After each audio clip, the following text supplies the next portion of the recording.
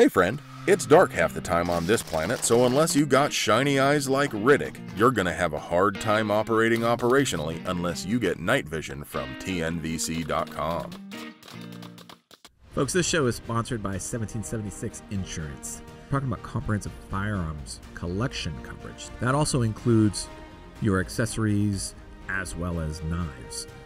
If you've got questions or you want to learn more, please visit 1776insurance.com. Hey folks, I'm Jeff Gonzalez here with AR15.com, and I'm here with my good friend Tom Austin. Tom, how are you doing? I'm great. Well, folks, if you don't know who Tom Austin is, you're in for a treat because we are here to kind of go tooth to tail on some of the cool stuff that Tom brings to the 2A community. Let's frame it with you're interested in hunting and you're interested in hunting at night. Yeah. Tom, take it from there. What do you got for us? So NightGoggles Inc., I'm the director there, and if you guys don't already know, you've been living under a rock maybe. NightGoggles Inc. is the sister company of TNVC, Tactical Night Vision Company. And we exist to outfit hunters with the best gear for hunting, prepping. We have a lot of overlanders that use our stuff, astronomers buy our stuff. But really, my expertise is hunting. I started hunting coyotes when I was 8 years old. Killed my first one with Grandpa's lever action 30-30 and was hooked. And so as time went on, I realized that I could hunt 24/7 if I had the right gear. Hooked up with Vic DeCosla several years back, and that conversation started, and here I am. Oh, man. But the cool thing about night vision and thermal is really it extends not only your season, but it's gonna increase your take too. I mean, well, we kill so much more. Well, the other thing too is, here in Austin, here in Texas, the heat is an issue. Yeah. For any of the potential, anything that you're looking to go out and hunt, it's going to be affected by the heat. Anywhere in the South. Yeah, pretty much. And we had I think over 60 days of triple digits. So keep it. So, what you're seeing is not just the humans seeking to stay cool, but the animals as well. So nighttime, they become much more active. Yeah. And if folks really haven't even had the opportunity to appreciate what thermal brings, like everybody's probably seen, Predator and the Hollywood-esque, kind of like take on thermal. But when you actually are working with some high-end thermal imagery and you're working at night, the difference is night and day. So where have we come as far as thermals? Because when I first started using thermal back in the day, it was the size of this table. Yeah. And so now we're looking at some pretty cool shit. And what can people expect when it comes to thermal imagery for hunting purposes? Well, right now, kind of the benchmark is 640 resolution, 12 micron thermal. So there are some companies making some HD stuff, but it's not really viable for consumers yet, especially, on a budget under this economy. But this stuff is, this 640 resolution stuff is. And the great thing about thermal is you can spend $1,800. You can spend $8,000. It really depends on what you want. When somebody's looking to get into thermal, and particularly for hunting applications, what are some of your basic guidelines? Okay, so when a customer calls me, the first thing I want to know is, first of all, what's your budget? And it's not because I'm trying to milk the most money out of you. It's because I want to know where you plan to be. That way I can get you the best gear within your budget. Okay. Nothing wrong with that. And then the next thing I want to know is, what do you plan to do with it? If a guy tells me I live on 10 acres and I have a raccoon in my chicken coop and I need to be able to shoot 30 yards, that's way different than I need. I have a 10,000 acre ranch that's packed with hogs and coyotes, and I need to be able to shoot 500-600 yards. So I want to know what they want to do with it and what their plan is. Once I find out their budget and what their plan is, I can really tailor it to their needs. So, for example, a thermal that like this one we put on your gun and zeroed, This thing, you can kill coyotes out to 400 yards with it. That's the Bearing Optics Super Yoder. It's a 640 resolution, 12 micron thermal weapon sight. You can see it's a standalone weapon sight. It has a built-in reticle. Actually, several different reticles you can scroll through. A bunch of them to figure out what it's got several different color palettes: white hot, black hot, red, green, teal. And then it's got onboard recording too, so you can film your hunts or your, you know, if you got somebody sneaking on your property at night and you just want to take it off the gun and use it as a handheld monocular, you can do that too. It has a return to zero mount, so you can, if you get it back on the same T slot you zeroed it on, it'll go back to zero. But, you know, these are great thermals. That's our #1 seller right now, is that Bearing Optics Super Yoder. And they're not too expensive at all.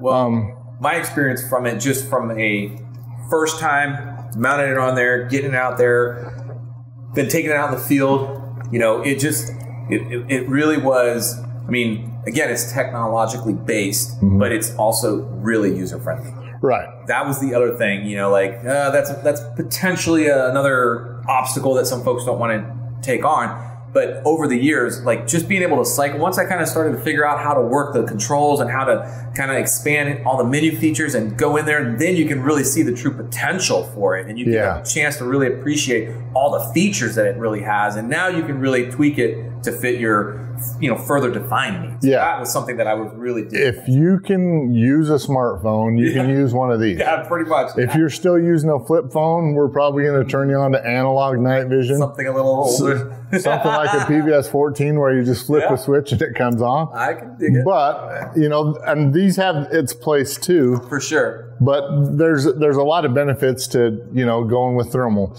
For example, this gun that I have set up here, this is a clip-on, and it just goes in front of my LPVO. It off and on that easy. Nice. And I can go out and hunt all day with this, or blaze away at targets, whatever, ring steel, and then I can put the thermal on, and boom, I'm ready to go all night too. It's an interesting, so now you have like two different applications per se. Somebody that wants standalone and somebody that just wants to piggyback. Right. So pros and cons. Well, the pros to standalone is, first of all, size, obviously. I mean, you got a big difference in size there between those two. And these are a little bit cheaper. They don't have to be collimated, so they don't cost as much money. A clip-on is going to be a little bit more expensive. The pros to the clip-on are obviously take it on and take it off. One thing I love about a clip-on is this has the ability to turn into a monocular as well. So I can just break this collar down right here, and in a matter of a few seconds, this portion comes off, and I can put this collar on here. Nice. And turn it into a handheld. So we can go out and we can scan with it like this. You can turn it back into a clip-on, and it's really super versatile. That is pretty damn slick. This one does have onboard recording, so I can record my hunts. This one doesn't. Okay. So again, pros and cons to each. Yeah. The user has to really know what it is that they want to try to get into. I imagine that you get a lot of questions asked whenever customers call in. What are some of the common questions that they might ask you? Some of the common questions are, you know, what's the main difference between 640 resolution and 384 resolution? Nice. And really the best way to explain it is tell somebody to go to YouTube and click on the little gear symbol, watch something in HD. Yeah. Watch it in 640, watch it in 320. You'll see the image degrades as they watch the video. And, you know, the higher the resolution, the better image quality you're going to get. This gun up here that we set up for Paul has an X35 thermal scope. This has like the best image quality in the industry right now. Wow. But it also comes at the highest price. We gave it to Paul because we knew that he was going to hammer it, and it worked. It held zero. Still held it up, he killed a hog with it last night. Yeah. I shot it first with my 300 blackout shooting subsonics, and ran, and he was quick with follow-up shot. He did a good job. So, by the way, that's Paul's first animal that he's ever killed, right? That's true. We're going to talk about that. That's my understanding. So, very cool. A lot of guys want to talk about handheld, type stuff. Absolutely. So, handheld monoculars. This is the one that I gave you to use last night. I'll tell you what, I love this thing. Yeah. This was awesome. Just the ability to just use this in a 360-degree film. I'm not restricted when I have it mounted to my rifle with field of fire and all this other business.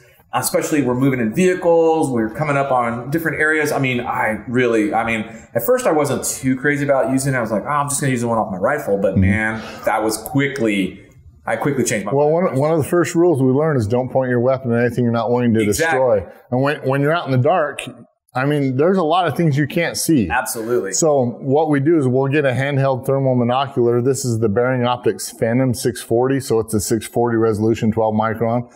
And what I do is I stand with my gun on a tripod, and I don't touch the gun once I get to my location. Yeah.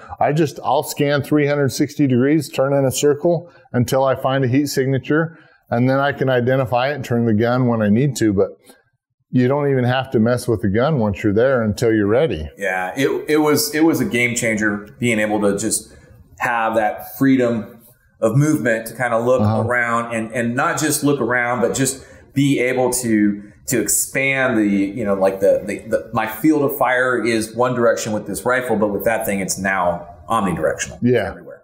So that brings up another point. People say, what's the difference between thermal and night vision? They want to know, right? Yeah. And then there's pros and cons to each, but the biggest thing is thermal cannot see through glass. Yep. So if you need to drive with it, you got to have night vision, analog night vision, because even digital night vision won't see through glass most of the time. So you have to have I-squared technology, analog night vision, like a DTNVS, an RNVG, like we've got set up on these helmets, or a PVS 14, something of that nature. Doesn't have to be helmet mounted.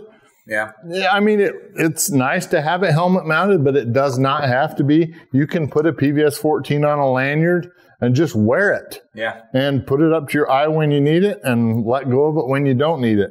It was nice to move up into the various areas that we were in last night under night vision. Under nods, yeah, because it's great for navigating terrain. Absolutely. You have some depth perception, can put them down and drive the ATV with it.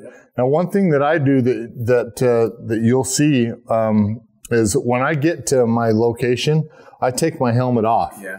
And what I do is I clip it onto my tripod. Smart. And the reason why I do that is because this has good weight to it. Some guys will wear it the entire time, but I take mine off. I hang it upside down from my tripod. It adds stability, and it gets this out of my way. So last night I was using this piece of kit. This is a thermal monocular M250XR IR Patrol from Trigicon.